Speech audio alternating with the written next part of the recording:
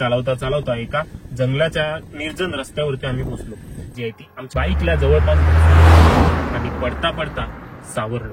ती गाडी जी आहे ती फार जुनी झालेली होती, सिल्वर कलरची एखादी होंडाची जुनी गाडी होती। तेवढ्यातच समोरून वाहनावरून एक बाईक येताना दिसली, तेव्हा त्या कारवाल्याने पुन्हा कार स्टार्ट केली आणि त्या समोरून येणाऱ्या बाईकला जोरदार घासलं आणि पुढे थांबलेल्या गाडीमधून एक व्यक्ती बाहेर पडला। त्या व्यक्तीची हाईट साधारण 6 फूट तरी असेलच त्या गाडी। तर मित्रांनो, आज पुन्हा रात्रीचा व्हिडिओ बनवत आहे, कारण की आज पुन्हा एक आपल्या सबस्क्रायबर सोबतची घडलेली स्टोरी मी घेऊन आलेला आहे। मागच्या व्हिडिओमध्ये देखील आपल्या एका फॉलोअर सोबतची घडलेली स्टोरी मी तुम्हाला सांगितली की कसं त्यांच्यासोबत एका बायकरने स्कॅम करत होता अहमदनगर या रोडवरती, आणि त्यासोबतच काही मागच्या 2 व्हिडिओजमध्ये मी माझ्यासोबत काही घडलेलं आणि दुसऱ्या एका माझ्या मित्रासोबत काय घडलेलं ते देखील मी सांगितलेलं आहे। आणि त्याच्यामधून आपल्याला शिकायला मिळतं की आपल्याला कसं अलर्ट व्हायचं आहे, काय करायचं आहे जेव्हा आपल्यावरती अशी सिच्युएशन येते, लुटेरे येतात, चोर येतात, गाडी लुटणारे येतात, अशाला आपल्याला कसं रिएक्ट व्हायचं आहे हे या स्टोरीज मधून आपल्याला समजत असतं। तुमच्यासोबत देखील असं काही घडलेलं असेल तर कृपया मला हा जो व्हॉट्सअप नंबर येतो त्याच्यावरती टाईप करून पाठवा किंवा ऑडिओ पाठवा। मग तुमचा अनुभव जर आपण लोकांसोबत शेअर करू तर त्याच्यानी जे ते लोक अलर्ट होतील, त्यांना मदत होईल सेफ राहण्यासाठी। लोकांना कळून येईल की रोडवरती रात्रीच्या वेळी असे प्रकार देखील घडत आहेत, मग त्याच्यापासून लोक सावध होतील आणि कदाचित ते जे आहेत ते सेफ राहतील। तर चला मित्रांनो, व्हिडिओला सुरुवात करूया। मित्रांनो, आजची स्टोरी जी आहे ती आपल्यासोबत जयेशने शेअर केलेली आहे। ही स्टोरी आहे पुणा येथील, पुण्यातील सिंहगड रोडवरील त्यांच्यासोबत घडलेली घटना जयेशने पूर्णतः सांगितलेली आहे। त्याच्यासोबत ही ताजी नुकतंच एखाद महिन्यापूर्वी घडलेली गोष्ट आहे। त्यांनी मला ह्या व्हॉट्सअप क्रमांकावरती व्हॉट्सअप करून ती गोष्ट सांगितलेली आहे। या स्टोरीमध्ये 3 लोक आहेत। एक जयेश स्वतः जो आपल्याला स्टोरी सांगतो आहे, दुसरा म्हणजे राज जो त्याच्यासोबतील व्यक्ती आहे, जो एका मित्राच्या घरी ते लोक लेट नाईट पार्टीसाठी गेलेले होते, फंक्शन होतं तिकडे गेलेले होते, आणि त्या ज्या मित्राच्या घरी ते गेलेले होते त्या मित्राचं नाव होतं सूरज। सूरजच्या घरी ते खामगाव येथे गेलेले होते। जयेश आणि राज जे आहेत हे दोघेही पुण्यातले होते, पुणे सिटी मधले, परंतु त्यांचा मित्र आणि त्यांच्या मित्राचं घर जे ते खामगाव येथे होतं आणि तिकडे त्यांनी काहीतरी फंक्शन होतं त्यासाठी ते गेलेले होते। तर जयेश आपल्याला काही असं सांगतात, काही दिवसाआधीची गोष्ट आहे, मी माझ्या मित्रासोबत बाईकवर होतो, खामगाव या ठिकाणी मित्राच्या घरी एका फंक्शनसाठी गेलेलो होतो।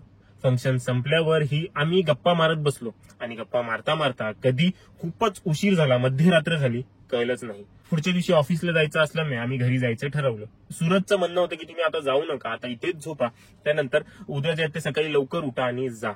परंतु राज जो आहे तो थांबत नव्हता। राज सारखं म्हणत होता चल आपण जाऊया, नको थांबायला आपल्याला, परंतु सूरज सारखं म्हणत होता नका जाऊ, ऐका माझं, इथेच झोपा, उद्या सकाळी लवकर जा। परंतु राज काही ऐकत नव्हता। माझी थांबण्याची इच्छा होती, परंतु राज जवळ कुठलंही वाहन नसल्यामुळे, साधन नसल्यामुळे आणि खूप मध्यरात्र झालेली होती, त्यामुळे तो एकटा देखील जाऊ शकत नव्हता। त्यामुळे जयेश म्हणजे जयेश देखील त्याच्यासोबत जाण्यासाठी निघालो। बाईकवर बसलो, बाईक स्टार्ट केली आणि खामगाव टू हडपसर या मार्गे निघालो। तेवढ्यात जयेशने त्याला प्रश्न विचारला, अरे राज थांबलो असतो की, उद्या गेलो असतो सकाळी लवकर। राज म्हणाला, नाही रे, दुसऱ्याच्या घरी असं जमत नाही आणि उद्या लवकर देखील ऑफिसला जायचं आहे, उद्या सकाळी घाई नको उगाच, म्हणून आताच गेलेलं बरं। बाईक चालवता चालवता एका जंगलाच्या निर्जन रस्त्यावरती आम्ही पोहोचलो। तिकडे कोणीही नव्हतं, मला फक्त माझ्या बाईकचा आणि रात्रीच्या रातकिड्यांचा आवाज आणि स्वतःचा श्वासाचा आवाज येत होता। तेवढ्यातच राज दबक्या आवाजात म्हणाला, तुला भूतांवर विश्वास आहे का रे? जयेश, शेषा, असं काही नसतं, सगळे हे मनातले खेळ आहेत। राज, पण मला विश्वास आहे आणि मला आता खूप जास्त भीती वाटते आहे। जयेश, अरे असं काही नसतं रे, अजिबात घाबरू नको, भूत वगैरे काही नसतं। राज, पण मला खूप भीती वाटते आहे, असं राज म्हणाला, आणि तेवढ्यातच आमच्या बाजूने एक भरधाव वेगाने कार जी आहे ती आमच्या बाईकला जवळपास आणि पडता पडता सावरलो। ती गाडी जी आहे ती फार जुनी झालेली होती, सिल्वर कलरची एखादी होंडाची जुनी गाडी होती। राज घाबरून म्हणाला, जयेश मला खूप भीती वाटते, तो आपल्याला आता उडवणारच होता, मला वाटतं तो कारवाला कोणत्या तरी गाडीचा ऍक्सिडेंट करून पळतो आहे, राज म्हणाला। परंतु मला काहीतरी वेगळंच वाटत होतं। ती कार पुढे जाऊन अचानक थांबली आणि त्या कारने हॅझर्ड लॅम्प म्हणजेच पार्किंग लॅम्प जी आहे ती चालू केली। त्या पार्किंग लॅम्पचा आवाज मला इथपर्यंत टिकटिक असा येत होता। आम्ही दोघं खूप घाबरलेलो होतो। त्या गाडीला क्रॉस करून पुढे जावं की नाही हेच आम्हाला काही सुचत नव्हतं, हिंमत ही होत नव्हती, आम्ही पूर्णतः थंडी पडलेलो होतो।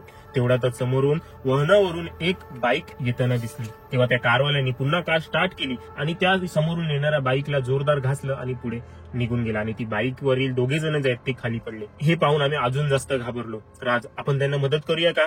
मी मान डुलवत त्या बाईकच्या दिशेने आमची बाईक घेऊन गेलो। त्या बाईकवरील पडलेले दोघेही कारवाल्याला खूप शिव्या देत होते, आम्हाला दूरवर ते ऐकू येत होतं। ती कार पुढे जाऊन पुन्हा युटर्न मारून आली आणि काही दुरीवरती थांबली।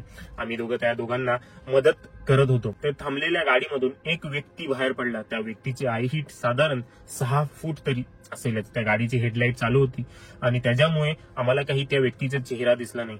परंतु आम्ही त्या बाईकवाल्यांची हेल्प करत असताना आम्ही चौघे होतो.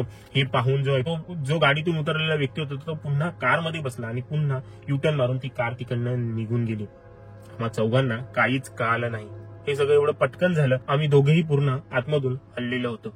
कारवाल्याला नक्की काय हवं होतं, कारवाले नक्की कोण होते, ते असे बायकरला घासत का जात होते आणि तो कारवाला पुन्हा युटर्न मारून का आला आणि आम्हाला बघून तो पुन्हा पळून का गेला, हे सगळे प्रश्न अजून देखील आमच्या मनामध्ये आहेत. का त्यांना आम्हाला लुटायचं होतं, की आमची बाईक लुटायची होती, की त्याला दुसरं काही अजून हवं होतं. त्या दिवशी जर त्या रस्त्यावरती जर आम्ही फक्त दोघंच असतो तर आमच्यासोबत काय घडलं असतं. आमच्या सुदैवाने तिकडे अजून 2 जण आले म्हणून जे काय व्हायचं होतं ते होण्यापासून टळलं असं आम्हाला वाटतं आहे. मित्रांनो, मी तुम्हाला रिक्वेस्ट करतो की तुम्ही कधीही खूप जास्त रात्रीच्या शहराच्या बाहेर इव्हन शहरात देखील प्रवास करणं किंवा ट्रॅव्हल करणं टाळा. जिथपर्यंत तुम्हाला इमर्जन्सी नाही आहे तिथपर्यंत. मित्रांनो, असं काही त्या जयेश आणि राज सोबत घडलेली घटना आहे. खूप जास्त थरारक अशी घटना आहे.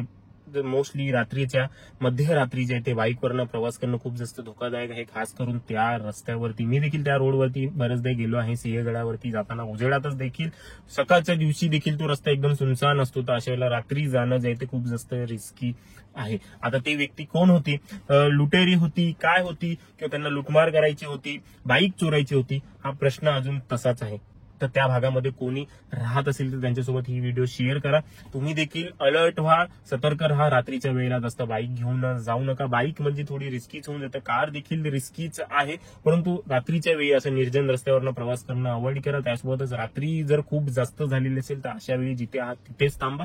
पुढच्या दिवशी सकाळी जा. थोडी घाई होईल परंतु जीवाची हमी असेल. हे असले प्रकार जे आहेत ते अजिबात घडणार नाहीत. तुमच्यासोबत देखील असा काही अनुभव घडलेला असेल तर प्लीज शेअर करा. हा व्हॉट्सअप क्रमांक आहे. आपल्या लोकांना त्याच्यानी खूप जास्त हेल्प होईल. अजून बरेचसे अनुभव माझ्याजवळ आलेले आहेत. त्याच्याबद्दलचे देखील व्हिडिओ मी लवकरच बनवणार आहे. तर आपल्या आजच्या व्हिडिओमध्ये एवढंच. भेटूया पुढच्या व्हिडिओमध्ये.